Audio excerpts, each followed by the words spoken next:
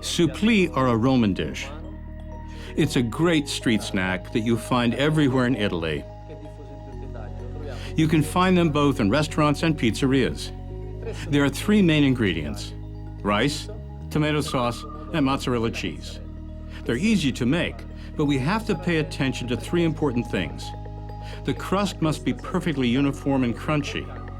The rice has to be perfectly cooked, which means that it cannot be either raw or overcooked. And the mozzarella cheese has to be stringy. That's why it's also called supplì on the phone line. So let's get started.